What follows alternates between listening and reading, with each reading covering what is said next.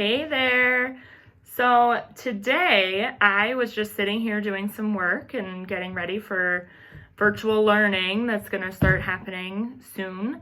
And my neighbor came over and dropped off a bunch of fresh baked cookies and said, "Good luck with all your online teaching." And I just thought it was the nicest thing and it was so thoughtful.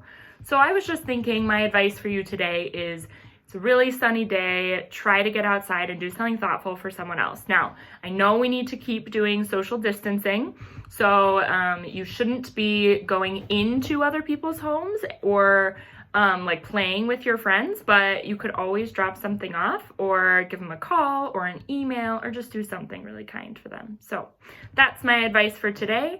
I am going to be reading the 14th chapter of Charlotte's Web. This chapter is called Dr. Dorian. Do you remember who Dr. Dorian is or why we learned anything about him?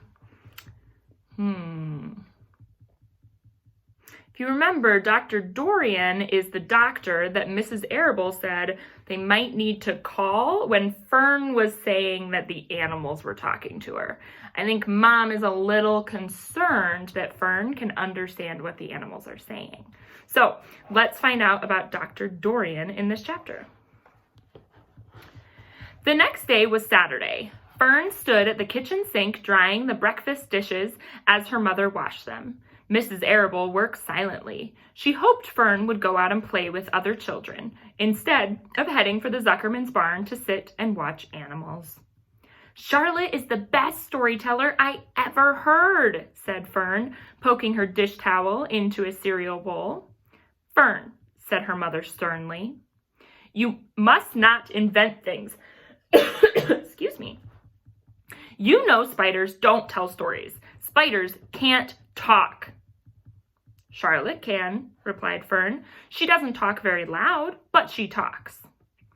"What kind of story did she tell?" asked Mrs. Arable. "Well," began Fern, "she told us about a cousin of hers who caught a fish in her web. Don't you think that's fascinating?" "Fern, dear, how would a fish get stuck in a spider's web?" said Mrs. Arable. "You know it couldn't happen. You're making this up." "Oh, it happened all right," replied Fern. "Charlotte never fibs. This cousin of hers built a web across a stream. One day, she was hanging around on the web and a tiny fish leaped into the air and got tangled in the web. The fish was caught by one fin. Mother, its tail was wildly thrashing and shining in the sun. Can't you just see the web sagging dangerously under the weight of the fish? Charlotte's cousin kept slipping in, dodging out, and she was beaten mercilessly over the head by the wildly thrashing fish, dancing in, dancing out, throwing—" "Fern!" snapped her mother. "Stop it! Stop inventing these wild tales!" "I'm not inventing," said Fern. "I'm just telling you the facts." "Well, what finally happened?" asked her mother, whose curiosity began to get the better of her. "Charlotte's cousin won. She wrapped the fish up, then she ate him when she got good and ready. Spiders have to eat, the same as the rest of us." "Yes, I suppose they do," said Mrs. Arable vaguely. "Charlotte has another cousin who is a balloonist. She stands on her head, lets out a lot of line, and is carried aloft by the wind. Mother, wouldn't you simply love to do that?" "Yeah, I would, come to think of it," replied Mrs. Arable. "But Fern, darling, I wish you would play outdoors today instead of going to Uncle Homer's barn. Find some of your playmates and do something nice outside. You're spending too much time in that barn, and it isn't good for you to be alone so much." "Alone?" said Fern. "Alone? My best friends are in the barn. It is a very social place. I'm not lonely at all." Fern disappeared after a while, walking down the road toward the Zuckermans. Her mother dusted the sitting room. As she worked, she kept thinking about Fern. It didn't seem normal for a little girl to be so interested in animals. And finally, Mrs. Arable made up her mind that she would pay a call on old Dr. Dorian and ask for his advice. She got in the car and drove to his office in the village. Dr. Dorian had a thick beard. He was glad to see Mrs. Arable and gave her a comfortable chair. "It's about Fern," she explained. "Fern spends entirely too much time in the Zuckerman's barn. It just doesn't seem normal. She sits on a milk stool in the corner of the barn cellar near the pig pen and watches the animals. Hour after hour, she just sits and listens." Dr. Dorian leaned back and closed his eyes. "How enchanting," he said. "It must be real nice and quiet down there. Homer has some sheep, hasn't he?" "Yes," said Mrs. Arable, "but it all started with that pig we let Fern raise on a bottle. She calls him Wilbur. Homer bought the pig, and ever since it left our place, Fern has been going up to her uncle's to be near it." "I've been hearing things about that pig," said Dr. Dorian, opening his eyes. "They say he's quite a pig." Here's a picture of them.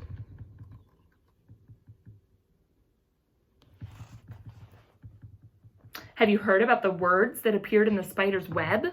asked Miss Arable nervously. "Yes," replied the doctor. "Well, do you understand it?"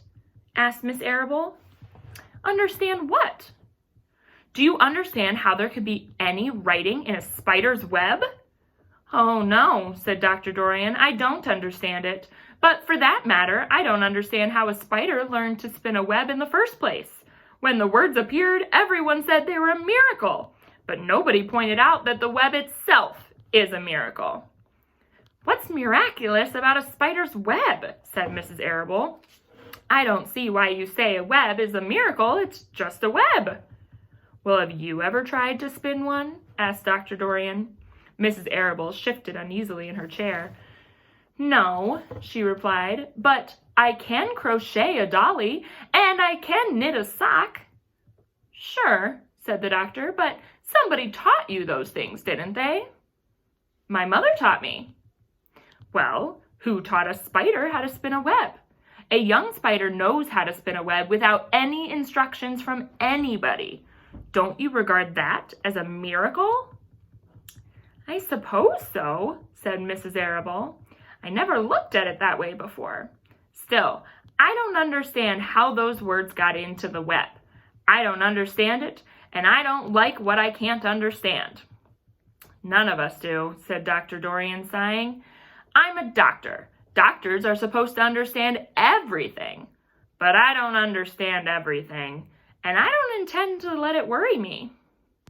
Mrs. Arable fidgeted. "Well, Fern says the animals talk to each other. Dr. Dorian, do you believe that animals can talk?" "I never heard one say anything," he replied, "but that proves nothing. It is quite possible that an animal has spoken to me and that I just didn't catch the remark because I wasn't paying attention. Children pay better attention than grown-ups. If Fern says that the animals in the Zuckerman's barn talk, I'm quite ready to believe her. Perhaps if people talked less, animals would talk more. People are incessant talkers. I can give you my word on that." "Well, I do feel better about Fern," said Mrs. Arable. "So you don't think I need to worry about her?" "Well, does she look well?" asked the doctor. "Oh, yes." "Is her appetite good?" "Oh, yes, she's always hungry." "Does she sleep well at night?" "Oh, yes." "Then don't worry," said the doctor. "Do you think she'll ever start thinking about something besides pigs and sheep and geese and spiders?" "How old is Fern?" "She's 8. "Well," said Dr. Dorian, "I think she will always love animals, but I doubt that she spends her entire life in Homer Zuckerman's barn." "What about her friends? Does she have any other friends?" "Yeah, she has some friends," said Miss Arable brightly. Dr. Dorian closed his eyes again and went into deep thought. Well, I don't think you have anything to worry about. Let Fern associate with her friends in the barn if she wants to. I would say, offhand, that spiders and pigs are fully interesting to all kids. Yet I predict that the day will come when even the other kids will drop some chance remark that catches Fern's attention a little bit more than the animals. It's amazing how children change from year to year. "How's Avery doing?"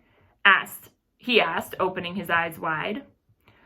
"Oh, Avery," chuckled Mrs. Arable. "Avery is always fine. Of course, he gets into poison ivy and gets stung by wasps and bees and brings frogs and snakes home and breaks everything he lays his hands on. He's fine." "Good," said the doctor. Mrs. Arable said goodbye and thanked Dr. Dorian very much for his advice, and she left, feeling greatly relieved. That is the end of chapter 14. Our next chapter is chapter 15, called The Crickets. So tune in tomorrow to find out what it will be about. Stay safe, stay healthy, and I appreciate you.